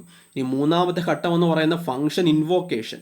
അതായത് ആ ഫംഗ്ഷനെ ഉപയോഗിക്കുന്ന പ്രോസസ്സിനാണ് നമ്മൾ ഫംഗ്ഷൻ ഇൻവോക്കേഷൻ എന്ന് പറയുന്നത് അല്ലേ. ഇപ്പോൾ ഒരു കെട്ടിടം നമ്മൾ ഉണ്ടാക്കി കഴിഞ്ഞാൽ അതിൻ്റെ നിർമ്മാണം പൂർത്തിയായാൽ നമ്മൾ എന്ത് ചെയ്യുന്നു, പിന്നെ നമ്മൾ ആ വീട്ടിൽ താമസം തുടങ്ങും അല്ലേ, അതിന് ഉപയോഗിക്കും. അതുപോലെ ഒരു ഫംഗ്ഷനെ നമ്മൾ ഡിഫൈൻ ചെയ്ത് കഴിഞ്ഞാൽ, ഒരു ഫംഗ്ഷൻ്റെ നിർമ്മാണം പൂർത്തിയായാൽ നമുക്ക് പിന്നെ ആവശ്യമുള്ള സ്ഥലങ്ങളിലെല്ലാം നമുക്ക് ആ ഫംഗ്ഷൻ ഉപയോഗിക്കാനായിട്ട് പറ്റും. അതിനെയാണ് നമ്മൾ എന്ത് പറയുന്നത്, ഫംഗ്ഷൻ ഇൻവോക്കേഷൻ അല്ലെങ്കിൽ യൂസേജ് ഓഫ് ഫംഗ്ഷൻ. അപ്പോൾ ഒരു ഫംഗ്ഷനെ നമ്മൾ ഇംപ്ലിമെൻ്റ് ചെയ്യുന്നത് 3 ഘട്ടങ്ങളായിട്ടാണ്. ആദ്യം നമ്മൾ ആ ഫംഗ്ഷനെ ഡിക്ലെയർ ചെയ്യണം അല്ലേ, എന്താണ് ആ ഫംഗ്ഷൻ എന്ന് പ്രോഗ്രാമിന് പരിചയപ്പെടുത്തണം, അതിനാണ് ഡിക്ലറേഷൻ എന്ന് പറയുന്നത്. രണ്ടെന്ന് പറയുന്നത് ആ ഫംഗ്ഷനെ നമ്മൾ ബിൽഡ് ചെയ്യണം, അതിനെ നിർമ്മിക്കണം, അതിനെ കോഡ് ചെയ്യണം. മൂന്നെന്ന് പറയുന്നത് നിർമ്മിച്ചു കഴിഞ്ഞാൽ നമ്മൾ അതിനെ യൂസ് ചെയ്യണം. ഇങ്ങനെ 3 ഘട്ടങ്ങളായിട്ടാണ് പ്രോഗ്രാമിനകത്ത്. അപ്പോൾ നമ്മളിനി എങ്ങനെയാണ് ഒരു ഫംഗ്ഷനെ നമ്മൾ ഡിക്ലെയർ ചെയ്യുന്നത്, എങ്ങനെയാണ് ഒരു ഫംഗ്ഷനെ ഡിഫൈൻ ചെയ്യുന്നത്, എങ്ങനെയാണ് ആ ഒരു ഫംഗ്ഷനെ യൂസ് ചെയ്യുന്നത് മുതലായ കാര്യങ്ങളാണ് നമ്മൾ നോക്കാനായിട്ട് പോകുന്നത്. അപ്പോൾ ഒരു ഫംഗ്ഷനെ നമ്മൾ എങ്ങനെയാണ് ഡിഫൈൻ ചെയ്യുന്നത് എന്നുള്ള കാര്യം നമുക്ക് ഓൾറെഡി അറിയാം. കാരണം നമ്മൾ ഒരു ഫംഗ്ഷനെ ഡിഫൈൻ ചെയ്തിട്ടുണ്ട്, അല്ലെങ്കിൽ നമ്മൾ ഇത്രയും നാളൊരു ഫംഗ്ഷൻ അല്ലെങ്കിൽ മെയിൻ എന്ന് പറയുന്ന ഫംഗ്ഷനെ നമ്മൾ ഓൾറെഡി നമ്മൾ തന്നെയാണ് ആ മെയിൻ എന്ന് പറയുന്ന ഫംഗ്ഷനെ ബിൽഡ് ചെയ്യുന്നതും യൂസ് ചെയ്യുന്നത്. അതുകൊണ്ട് നമുക്കറിയാം ഒരു ഫംഗ്ഷനെ എങ്ങനെയാണ് ഡിഫൈൻ ചെയ്യുന്നതെന്നുള്ള കാര്യം ഓൾറെഡി നമുക്കറിയാം. നിങ്ങൾ ഈ മെയിൻ എന്ന് പറയുന്ന ഫംഗ്ഷനെ ഒന്ന് ശ്രദ്ധിച്ചേ, എന്താണ് അതിൻ്റെ പ്രത്യേകത? ആ മെയിൻ എന്ന് പറയുന്ന ഫംഗ്ഷനെ കാണുന്നുണ്ടോ? നമ്മൾ എങ്ങനെയാണ് എഴുതുന്നത്? ഇൻഡ് മെയിൻ എന്നെഴുതും അല്ലേ. എന്നിട്ട് ഈ ഓപ്പൺ ആൻഡ് ക്ലോസ് ബ്രേസിസിനകത്ത് എന്താണോ ആ ഫംഗ്ഷൻ ചെയ്യേണ്ടത് ആ കാര്യം എഴുതി കൊടുക്കും. ഇങ്ങനെയല്ലേ എല്ലാ മെയിനിൻ്റെയും സ്ട്രക്ചർ അല്ലേ. ഓരോ പ്രോഗ്രാമിലും മെയിനിൻ്റെ അകത്ത് നമ്മൾ കൊടുക്കുന്നത് ഓരോ ജോലി ആയിരിക്കും. ആ ജോലിക്ക് അനുസരിച്ച് ആ പ്രോഗ്രാം വർക്ക് ചെയ്യും. എങ്കിലും അതിൻ്റെ ഒരു ജനറൽ ഫോർമാറ്റ് എന്താണ്? നമ്മൾ ആ മെയിൻ എന്ന് പറയുന്ന ഫംഗ്ഷൻ എപ്പോഴും എന്തുണ്ടായിരിക്കും, അതിൻ്റെ ഫ്രണ്ടിൽ നമ്മളൊരു ഡേറ്റ ടൈപ്പ് എഴുതും, ശരിയല്ലേ. ഇൻഡ് എഴുതാറുണ്ട്, ഓയിഡ് എഴുതാറുണ്ട്, ഏത് ഡേറ്റ ടൈപ്പ് വേണമെങ്കിലും കൊടുക്കാം. അതുപോലെ എന്താണ് മെയിൻ ചെയ്യേണ്ടത് എന്നുള്ളത് നമ്മൾ ആ മെയിൻ എന്ന് പറയുന്ന ഫംഗ്ഷൻ്റെ ബോഡിക്കകത്ത് കൊടുക്കും. എന്താണ് ബോഡി എന്ന് പറയുന്നത്? അതിൻ്റെ ആ ഓപ്പൺ ആൻഡ് ക്ലോസ് ബ്രേസിസിനകത്ത് വരുന്ന സ്റ്റേറ്റ്മെൻറ്റുകളെ ചേർത്താണ് നമ്മൾ ആ ഫംഗ്ഷൻ്റെ ബോഡി എന്ന് പറയുന്നത്. അപ്പോൾ ഇത് തന്നെയാണ് ഫംഗ്ഷൻ ഡെഫിനിഷൻ. അപ്പോൾ ഇപ്പോൾ നിങ്ങൾക്ക് ഒരു ഫംഗ്ഷനെ ഡിഫൈൻ ചെയ്യാൻ അറിയാം അല്ലേ. ഇൻഡ് എന്ന് പറയുന്നത് നമ്മളതിനെ റിട്ടേൺ ടൈപ്പ് എന്നാണ് പറയുന്നത്. ഇൻഡിനെ നമ്മൾ പറയുന്ന പേരെന്താണ്? അതതിൻ്റെ റിട്ടേൺ ടൈപ്പാണ്. റിട്ടേൺ ടൈപ്പ് എന്ന് പറഞ്ഞാൽ ഒരു ഫംഗ്ഷൻ എപ്പോഴും ഒരു ജോലി ചെയ്ത് കഴിഞ്ഞാൽ ആ ജോലി ചെയ്തതിന് ശേഷം ഒരു വാല്യൂ റിട്ടേൺ ചെയ്യണം. അത് നിർബന്ധമുള്ള കാര്യമാണ്. A function should always return A value എന്നാണ് പറയുന്നത്. ഒരു ഫംഗ്ഷൻ എപ്പോഴും എന്ത് ചെയ്യും? ഒരു ജോലി ചെയ്ത് കഴിഞ്ഞാൽ അതൊരു വാല്യൂവിനെ റിട്ടേൺ ചെയ്യും. ഇനി ഒന്നും റിട്ടേൺ ചെയ്യാനില്ലെങ്കിൽ അതൊരു നൾ വാല്യൂ എങ്കിലും റിട്ടേൺ ചെയ്യും. അതിന് റിട്ടേൺ ചെയ്യാനൊന്നുമില്ല, തിരിച്ചു കൊടുക്കാനൊന്നുമില്ല, അല്ലെങ്കിൽ റിപ്പോർട്ട് ചെയ്യാനൊന്നുമില്ലെങ്കിൽ അതെന്ത് ചെയ്യും? ഒന്നുമില്ല എന്നെങ്കിലും പറയും. അപ്പോൾ എന്താണ് ഒരു ഫംഗ്ഷൻ നമുക്ക് തരുന്നത്? ഒരു ഫംഗ്ഷൻ എന്ന് പറയുന്നത് ഒരു ഫാക്ടറി പോലെയാണ്, അല്ലെങ്കിൽ ഒരു ഉപകരണം പോലെയാണ്. അതൊരു ജോലി ചെയ്യുന്നു, നമുക്കൊരു ഔട്ട്പുട്ട് തരുന്നു അല്ലേ. നമ്മൾ പറഞ്ഞു ഒരു ഫംഗ്ഷൻ എപ്പോഴും അതൊരു പ്രത്യേക ജോലി, ഒരു സ്പെസിഫിക് ടാസ്ക് ചെയ്യുന്ന ഒരു കൂട്ടം സ്റ്റേറ്റ്മെൻറ്റുകളെ ചേർത്താണ് നമ്മൾ ഫംഗ്ഷൻ എന്ന് പറയുന്നത്. അപ്പോൾ ഒരു ജോലി ചെയ്താൽ അതിനൊരു റിസൾട്ട് വേണമല്ലോ. ആ റിസൾട്ട് ആ ഫംഗ്ഷൻ റിപ്പോർട്ട് ചെയ്യണം. അത് ഏത് തരത്തിലുള്ളതാണെന്ന് പറയാനാണ് നമ്മൾ ഉപയോഗിക്കുന്നത്, നമ്മൾ ഈ റിട്ടേൺ ടൈപ്പ് ഉപയോഗിക്കുന്നത്. ഇപ്പോൾ നമ്മൾ സ്ക്രീനിൽ കാണുന്ന ഫംഗ്ഷൻ്റെ റിട്ടേൺ ടൈപ്പ് എന്ന് പറയുന്നത് ഇൻറ്റ് എന്നാണ്. എന്താണ് അതിൻ്റെ അർത്ഥം? ആ ഫംഗ്ഷൻ എന്ന് പറയുന്നത് ഒരു ഇൻറ്റിജർ വാല്യൂ റിട്ടേൺ ചെയ്യും എന്നാണ് നമ്മൾ അതുകൊണ്ട് ഉദ്ദേശിക്കുന്നത്. ഒരു ഇൻറ്റിജർ വാല്യൂ റിട്ടേൺ ചെയ്യും. ഇനി ആ ഇൻറ്റിൻ്റെ സ്ഥാനത്ത് വോയിഡ് എന്നാണ് കിടക്കുന്നതെങ്കിൽ അതിൻ്റെ അർത്ഥം അതൊരു നൾ വാല്യൂ റിട്ടേൺ ചെയ്യുമെന്നാണ്. ചിലപ്പോൾ നമ്മൾ പ്രോഗ്രാമിൻ്റെ കൂടെ വോയിഡ് മെയിൻ എന്ന് എഴുതാറുണ്ട്. അതിൻ്റെ അർത്ഥം എന്ന് പറയുന്നത് എന്താണ്? അതൊരു നൾ വാല്യൂ റിട്ടേൺ ചെയ്യും. ഇനി ഫ്ലോട്ട് മെയിൻ എന്നാണ് എഴുതുന്നതെങ്കിൽ അത് പോയിൻ്റ് ഉള്ള ഒരു നമ്പർ റിട്ടേൺ ചെയ്യും എന്നാണ് അതിൻ്റെ അർത്ഥം. ചാറ് മെയിൻ എന്നാണ് എഴുതുന്നതെങ്കിൽ അതൊരു ക്യാരക്ടർ റിട്ടേൺ ചെയ്യും. ഇതാണ് അതിൻ്റെ അർത്ഥം. അപ്പോൾ ഏതൊരു ഫംഗ്ഷനും എന്തുണ്ടേ? ഒരു റിട്ടേൺ ടൈപ്പ് ഉണ്ട്. ഇനി മെയിൻ എന്ന് പറയുന്നത് എന്താണ്? മെയിൻ എന്ന് പറയുന്നത് ആ ഫംഗ്ഷൻ്റെ പേരാണ്. ഫംഗ്ഷൻ്റെ പേരാണ് മെയിൻ, അല്ലേ? ഈ നമ്മളൊരു പുതിയ ഫംഗ്ഷൻ ഉണ്ടാക്കുമ്പോൾ നമുക്ക് ഇഷ്ടമുള്ളൊരു പേര് ആ ഫംഗ്ഷന് കൊടുക്കാം.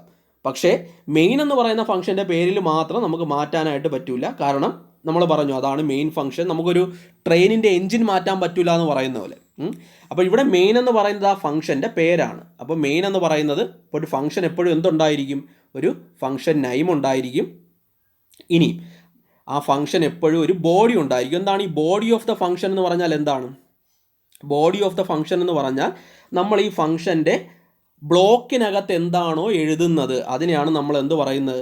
ബോഡി ഓഫ് ദ ഫംഗ്ഷൻ എന്ന് പറയുന്നത്. ഒരു ഫംഗ്ഷൻ്റെ ബ്ലോക്കിനകത്ത്, അതായത് ഓപ്പൺ ആൻഡ് ക്ലോസ് ബ്രേസസിനകത്ത് നമ്മൾ എന്താണോ എഴുതി കൊടുക്കുന്നത് അതാണ് ആ ഫംഗ്ഷൻ്റെ ബോഡി എന്ന് പറയുന്നത്. അപ്പോൾ ഇങ്ങനെയാണ് നമ്മളൊരു ഫംഗ്ഷനെ ഡിഫൈൻ ചെയ്യുന്നത്. ഒരു ഫംഗ്ഷനെ ഡിഫൈൻ ചെയ്യുകയാണെങ്കിൽ അത് ഈ രീതിയിലാണ്. അപ്പോൾ അതിൻ്റെ സിൻറ്റാക്സ് എന്ന് പറയുന്നത് ഇതാണ്. നമ്മളിപ്പോൾ കണ്ട അതേ സാധനമാണ്. എങ്ങനെയാണ് ഒരു ഫംഗ്ഷനെ ഡിഫൈൻ ചെയ്യുന്നതെന്നാണ് നമ്മൾ നോക്കുന്നത്. അപ്പോൾ എന്തൊക്കെ കാണും? അതിൻ്റെ സിൻറ്റാക്സ് പഠിച്ചോളണം. എന്തൊക്കെ കാണും? ഫംഗ്ഷന് ഒരു റിട്ടേൺ ടൈപ്പ് ഉണ്ടാവും, എന്നിട്ട് ഫംഗ്ഷൻ ഒരു പേരുണ്ടാകും, പിന്നെ ഫംഗ്ഷന് ഒരു ബോഡി ഉണ്ടാവും. എന്തൊക്കെ ഉണ്ടാവും? Return type, function name, function ഒരു ബോഡി. റിട്ടേൺ ടൈപ്പ് എന്ന് പറയുന്നത് വോയിഡ് വരാം, ഇൻറ്റ് വരാം, ചാറ് വരാം, ഫ്ലോട്ട് വരാം, ഡബിൾ വരാം, എന്ത് വേണമെങ്കിലും വരാം. ആ ഫംഗ്ഷൻ എന്താണോ റിട്ടേൺ ചെയ്യുന്നത് അതിൻ്റെ ഡേറ്റ ടൈപ്പാണ് നമ്മൾ റിട്ടേൺ ടൈപ്പായിട്ട് പറയുന്നത്. ഇൻറ്റ് എന്ന് പറഞ്ഞാൽ ഇൻറ്റിജർ വാല്യൂ റിട്ടേൺ ചെയ്യണം, വോയിഡ് എന്ന് പറഞ്ഞാൽ ഒന്നും റിട്ടേൺ ചെയ്യേണ്ട, ചാറെന്ന് പറഞ്ഞാൽ ക്യാരക്ടർ റിട്ടേൺ ചെയ്യണം, അങ്ങനെ പോകും. ഇനി ഫംഗ്ഷൻ നെയിം എന്ന് പറഞ്ഞാൽ ഫംഗ്ഷന് നമ്മളൊരു പേര് കൊടുക്കണം, അല്ലേ? എല്ലാ ഫംഗ്ഷനും ഒരു പേരുണ്ടായിരിക്കണം. ഈ പേരിന് വളരെയധികം പ്രാധാന്യമുണ്ട്. കാരണം ഒരു പേരുപയോഗിച്ചാണ് നമ്മൾ ഫംഗ്ഷനെ യൂസ് ചെയ്യുന്നത്. അപ്പോൾ ഫംഗ്ഷൻ നെയിം എന്ന് പറയുന്നത് അതിൻ്റെ വർക്കിങ്ങിനെ സംബന്ധിച്ച് വളരെ പ്രധാനപ്പെട്ടൊരു കാര്യമാണ്. നമുക്ക് ഇഷ്ടമുള്ള പേരായിട്ട് കൊടുക്കുക. അപ്പോൾ മെയിൻ എന്ന് പറയുന്ന ഫംഗ്ഷൻ്റെ പേര് നമുക്ക് മാറ്റാൻ പറ്റില്ല എന്നുള്ളതേ ഉള്ളൂ. മെയിൻ അല്ലാതെയുള്ള ഏത് ഫംഗ്ഷൻ വേണമെങ്കിലും നമുക്ക് ഇഷ്ടമുള്ള പേരിൽ നമുക്കൊരു ഫംഗ്ഷൻ തയ്യാറാക്കാനായിട്ട് പറ്റും. ഇനി ആ ഫംഗ്ഷൻ എന്താണ് ചെയ്യേണ്ടതെന്ന് നമ്മൾ എവിടെയാണ് എഴുതി കൊടുക്കുന്നത്? അത് നമ്മൾ കൊടുക്കുന്നതെന്ന് പറയുന്നത് ആ ഫംഗ്ഷൻ്റെ ബോഡിക്കകത്താണ്, ഓപ്പൺ ആൻഡ് ക്ലോസ് ബ്രേസസിനകത്താണ്. ഇനി നമ്മൾ പറയാത്തൊരു സംഗതി ഈ ഡെഫിനിഷൻ്റെ അകത്ത് കിടപ്പുണ്ട്. എന്താണത്? ഫംഗ്ഷൻ്റെ പേരിൻ്റെ കൂടെ എപ്പോഴും എന്തുണ്ടായിരിക്കും? ഒരു ഓപ്പൺ ആൻഡ് ക്ലോസ് പരാന്തസിസ് ഉണ്ടായിരിക്കും, അല്ലേ? ബ്രാക്കറ്റ് ഉണ്ടായിരിക്കും. മെയിൻ എന്ന് പറയുന്ന ഫംഗ്ഷനും ഈ ബ്രാക്കറ്റ് ഉണ്ട്. പക്ഷെ നമ്മൾ അതിനകത്ത് പ്രത്യേകിച്ച് ഒരു കാര്യവും കൊടുക്കാറില്ല. വെറുതെ ഒരു ബ്രാക്കറ്റ് ഓപ്പൺ ചെയ്ത് ക്ലോസ് ചെയ്തങ്ങ് വയ്ക്കുകയാണ് ചെയ്യുന്നത്. എന്നാൽ ഒരു ഫംഗ്ഷനകത്തോട്ട് നമുക്ക് വാല്യൂ കൊടുക്കാനായിട്ട് പറ്റും. ഒരു ഫംഗ്ഷനകത്തോട്ട് നമുക്ക് കുറച്ച് വാല്യൂസ് ഇട്ട് കൊടുക്കാം. ആ ഇട്ട് കൊടുക്കുന്ന വാല്യൂസിന് നമ്മൾ പറയുന്ന പേരാണ് ആർഗ്യുമെൻറ്റ്സ്. ഒരു ഫംഗ്ഷനകത്തോട്ട് നമുക്ക് ചില വാല്യൂസ് കൊടുക്കാനായിട്ട് പറ്റും. അങ്ങനെ ഒരു ഫംഗ്ഷനകത്തോട്ട് നമ്മൾ പാസ് ചെയ്യുന്ന വാല്യൂസിന് പറയുന്ന പേരാണ് എന്ത്? ആർഗ്യുമെൻറ്റ്സ്. അതിനാണ് നമ്മൾ എന്ത് പറയുന്നത്? ആർഗ്യുമെൻറ്റ്സ് എന്ന് പറയുന്നത്. ഒരു ഫംഗ്ഷനകത്തോട്ട് നമ്മൾ പാസ് ചെയ്യുന്ന വാല്യൂസിന് പറയുന്ന പേരാണ് ആർഗ്യുമെൻറ്റ്സ്. മെയിൻ എന്ന് പറയുന്ന ഫംഗ്ഷൻ ഇതുവരെ ഒരു ആർഗ്യുമെൻറ്റ്സിനെ എടുത്തിരുന്നില്ല. മെയിൻ ആർഗ്യുമെൻറ്റ്സിനെയൊക്കെ എടുക്കാനുള്ള കഴിവുണ്ട്. നമ്മൾ ഇതുവരെ അത് യൂസ് ചെയ്തിട്ടില്ല എന്ന് മാത്രമേ ഉള്ളൂ. എന്നാൽ നമ്മൾ ഇനി എഴുതാൻ പോകുന്ന ഫംഗ്ഷനകത്തോട്ട് നമുക്ക് വാല്യൂസ് പാസ് ചെയ്യാനായിട്ട് പറ്റും. അതെങ്ങനെയാണെന്ന് നമ്മൾ ഇനി അങ്ങോട്ട് പോകുമ്പോൾ കാണും. അപ്പോഴെങ്ങനെയാണ് ഒരു ഫംഗ്ഷനെ ഡിഫൈൻ ചെയ്യുന്നതെന്ന് മനസ്സിലായല്ലോ. ഫംഗ്ഷൻ്റെ സിൻറ്റാക്സ് മനസ്സിലായല്ലോ. എന്താണ് ഒന്നുകൂടെ പറയാം? ഒരു റിട്ടേൺ ടൈപ്പ്, ഫംഗ്ഷൻ നെയിം, ബ്രാക്കറ്റിനകത്ത് ആർഗ്യുമെൻറ്റ്സ് വേണമെങ്കിൽ കൊടുക്കാം, കൊടുത്തേ തീരും, നിർബന്ധമൊന്നുമില്ല. നമുക്കൊരു ഫംഗ്ഷനകത്തോട്ട് വാല്യൂസ് പാസ് ചെയ്തേ പറ്റൂ എന്നുണ്ടെങ്കിൽ മാത്രമേ നമ്മൾ ആർഗ്യുമെൻറ്റ്സ് കൊടുക്കൂ. പിന്നെ എന്തുണ്ടായിരിക്കും? ആ ഫംഗ്ഷൻ ഒരു ബോഡി ഉണ്ടാവും. ഇനി നമ്മളൊരു എക്സാമ്പിളാണ് കാണുന്നത്. നമ്മളിപ്പോൾ പറഞ്ഞ ഒരു യൂസർ ഡിഫൈൻഡ് ഫംഗ്ഷൻ്റെ എക്സാമ്പിളാണ് നമ്മൾ കാണുന്നത്. ഇവിടെ നമ്മൾ റിട്ടേൺ ടൈപ്പ് എന്ന് പറയുന്നത് എന്താണ്? റിട്ടേൺ ടൈപ്പ് ഇൻ്റ് ആണ്. ഫംഗ്ഷൻ്റെ പേരെന്ന് പറയുന്നത് സമ്മാണ്. ഇനി ആ ബ്രാക്കറ്റിനകത്തോട്ട് നിങ്ങൾ നോക്കിയേ, int a comma int b എന്ന് എഴുതിയിട്ടുണ്ട് അല്ലേ? Int a comma int b variable declaration പോലെ തന്നെ ഇരിക്കും അല്ലേ? Int a comma int b, ഇതാണ് ആർഗ്യുമെൻറ്റ്സ് എന്ന് പറയുന്നത്. അതായത് ഈ ഫംഗ്ഷന് 2 വാല്യൂവിനെ ഇൻപുട്ടായിട്ട് എടുക്കാൻ പറ്റും. ഈ ഫംഗ്ഷന് 2 വാല്യൂവിനെ എന്ത് ചെയ്യാനായിട്ട് പറ്റും? ഇൻപുട്ടായിട്ട് എടുക്കാനായിട്ട് പറ്റും. അല്ലെങ്കിൽ ഈ ഫംഗ്ഷനകത്തോട്ട് നമുക്ക് 2 ഇൻറ്റിജർ വാല്യൂസിനെ പാസ് ചെയ്ത് കൊടുക്കാനായിട്ട് പറ്റും. അപ്പോൾ നമ്മൾ പറയും ഈ സം എന്ന പേരുള്ള ഫംഗ്ഷന് 2 ആർഗ്യുമെൻറ്റുകളുണ്ട് എന്ന് നമ്മൾ പറയും. സം എന്ന പേരുള്ള ഫംഗ്ഷന് 2 ആർഗ്യുമെൻറ്റുകളുണ്ട്. ഏതൊക്കെയാണ് ആ 2 ആർഗ്യുമെൻറ്റ്സ്? ഒന്നെന്ന് പറയുന്നത് എ, 2 എന്ന് പറയുന്നത് ബി. അപ്പോൾ എയും ബിയും അങ്ങനെയുള്ള 2 ഇൻറ്റിജർ ആർഗ്യുമെൻറ്റ്സ് ഈ ഫംഗ്ഷനുണ്ട്. ഇനി ആ ഓപ്പൺ ആൻഡ് ക്ലോസ് ബ്രേസസിനകത്ത് എഴുതിയിരിക്കുന്ന സാധനം എന്ന് പറയുന്നത് അതാണ് ആ ഫംഗ്ഷൻ്റെ ബോഡി അല്ലേ? അതിനകത്ത് നമ്മളൊരു വേരിയബിൾ ഡിക്ലെയർ ചെയ്തിട്ടുണ്ട്, എന്നിട്ട് C equal to A plus B എന്ന് എഴുതിയിട്ടുണ്ട്, റിട്ടേൺ സി എന്ന് കൊടുത്തിട്ടുണ്ട്. അതായത് ആ രീതിയിലാണ് ആ ഫംഗ്ഷൻ വർക്ക് ചെയ്യുന്നത്. എക്കകത്തോട്ടും ബിക്കകത്തോട്ടും നമുക്ക് 2 വാല്യൂ ഇട്ട് കൊടുക്കാം. ആ എയും ബിയും തമ്മിൽ കൂട്ടി സി എന്ന് പറയുന്ന വേരിയബിളിൻ്റെ അകത്തോട്ട് സ്റ്റോർ ചെയ്യും. ആ സി എന്ന് പറയുന്ന വേരിയബിളിനെ നമ്മൾ ഇതിൻ്റെ അകത്ത് ഡിക്ലെയർ ചെയ്തിട്ടുണ്ട്. എന്നിട്ട് ആ സി എന്ന് പറയുന്ന വേരിയബിളിനെ എന്ത് ചെയ്യും? റിട്ടേൺ ചെയ്യും. റിട്ടേൺ ചെയ്യാനായിട്ട് ഒരു ഫംഗ്ഷനകത്ത് നിന്നും ഒരു വാല്യൂവിനെ റിട്ടേൺ ചെയ്യാനായിട്ട് നമ്മൾ ഉപയോഗിക്കുന്ന സ്റ്റേറ്റ്മെൻ്റ് ആണ് റിട്ടേൺ. നിങ്ങൾ സാധാരണ ഫംഗ്ഷനൊക്കെ നമ്മളൊരു CPP പ്രോഗ്രാം എഴുതുന്ന സമയത്ത് ഏറ്റവും അവസാനം റിട്ടേൺ 1 എന്നോ അല്ലെങ്കിൽ റിട്ടേൺ 0 എന്നൊക്കെ എഴുതാറുണ്ട് അല്ലേ? ഒരു ഫംഗ്ഷൻ്റെ വാല്യൂവിനെ റിട്ടേൺ ചെയ്യാനായിട്ട് നമ്മൾ ഉപയോഗിക്കുന്ന സ്റ്റേറ്റ്മെൻ്റ് ആണ് ഈ റിട്ടേൺ എന്ന് പറയുന്ന സ്റ്റേറ്റ്മെൻറ്റ്. അപ്പോൾ ഇതാണ് ഫംഗ്ഷൻ ഡെഫിനിഷൻ എന്ന് പറയുന്നത്. അപ്പോൾ നമ്മൾ ഫംഗ്ഷൻ ഡെഫിനിഷൻ്റെ സിൻറ്റാക്സ് പഠിച്ചു അല്ലേ? അതിനൊരു എക്സാമ്പിളും പഠിച്ചു. അപ്പോൾ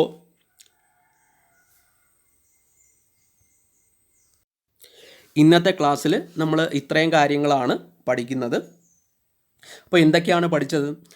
അപ്പോൾ എന്താണ് ഫംഗ്ഷൻ എന്ന് നമ്മൾ കണ്ടു. എന്തിനു വേണ്ടിയിട്ടാണ് നമ്മൾ ഫംഗ്ഷൻ എന്ന് പറയുന്നൊരു കൺസെപ്റ്റ് കൊണ്ടുവരുന്നത് എന്ന് നമ്മൾ കണ്ടു. അതിൻ്റെ മെറിറ്റ്സ് എന്താണ്, ഡിമെറിറ്റ്സ് എന്താണ് എന്ന് നമ്മൾ നോക്കി. ഫംഗ്ഷൻ്റെ ഡെഫിനിഷൻ പഠിച്ചു. 2 തരത്തിലുള്ള ഫംഗ്ഷൻസ് ഉണ്ടെന്ന് പറഞ്ഞു. യൂസർ ഡിഫൈൻഡ് ഉണ്ട്, പ്രീ ഡിഫൈൻഡ് ഉണ്ട്. ഈ ഫംഗ്ഷൻസിനെ നമ്മൾ ഇംപ്ലിമെൻറ്റ് ചെയ്യുന്നത് 3 ഘട്ടങ്ങളായിട്ടാണെന്ന് പറഞ്ഞു. ഫംഗ്ഷനെ നമ്മൾ ഡിക്ലെയർ ചെയ്യും, പിന്നെ നമ്മൾ അതിനെ ഡിഫൈൻ ചെയ്യും, പിന്നെ നമ്മൾ അതിനെ യൂസ് ചെയ്യും, അതിനെ ഇൻവോക്ക് ചെയ്യും. എന്നിട്ട് എങ്ങനെയാണ് നമ്മൾ അതിൻ്റെ അകത്തുള്ള 2ാമത്തെ ഘട്ടമാണ് നമ്മൾ കണ്ടത്. എങ്ങനെയാണ് നമ്മളൊരു ഫംഗ്ഷനെ ഡിഫൈൻ ചെയ്യുന്നത്. എന്തുകൊണ്ട് നമ്മൾ 2ാമത്തെ ഘട്ടം ആദ്യം നോക്കിയെന്ന് പറഞ്ഞാൽ അത് നമുക്ക് പരിചയമുള്ള ഭാഗമായതുകൊണ്ടാണ്. നമ്മൾ എത്രയോ ഫംഗ്ഷൻസിനെ ഡിഫൈൻ ചെയ്തിട്ടുണ്ട്. അതെല്ലാം മെയിൻ ഫംഗ്ഷൻ ആയിരുന്നു എന്നൊരു വ്യത്യാസം മാത്രമേ ഉള്ളൂ. മെയിനിന് പകരം നമ്മൾ ഇഷ്ടമുള്ള വേറൊരു പേര് കൊടുക്കുമ്പോൾ അതൊരു യൂസർ ഡിഫൈൻഡ് ഫംഗ്ഷനായി. അപ്പോൾ ഫംഗ്ഷൻ ഡെഫിനിഷൻ്റെ സിൻറ്റാക്സ് നമ്മൾ കണ്ടു, അതിന് ഒരു എക്സാമ്പിൾ നമ്മൾ കണ്ടു. ഇനി അങ്ങോട്ട് പോകുമ്പോൾ എങ്ങനെയാണ് ഈ പറയുന്ന ഫംഗ്ഷനെ ഉപയോഗിക്കേണ്ടത്, അതിൻ്റെ അകത്ത് ആർഗ്യുമെൻറ്റ്സ് എന്ന് പറയുന്നത് ഏത് രീതിയിലാണ് വർക്ക് ചെയ്യുന്നത്, അതിൻ്റെ അകത്തോട്ട് എങ്ങനെയാണ് നമ്മൾ വാല്യൂ പാസ് ചെയ്ത് കൊടുക്കുന്നത് എന്നുള്ള കാര്യങ്ങളെല്ലാം ഇനി അങ്ങോട്ട് പോകുമ്പോൾ നമ്മൾ കാണും. അതെല്ലാം നമുക്ക് അടുത്ത ഭാഗത്ത് പഠിക്കാം. ഓക്കെ.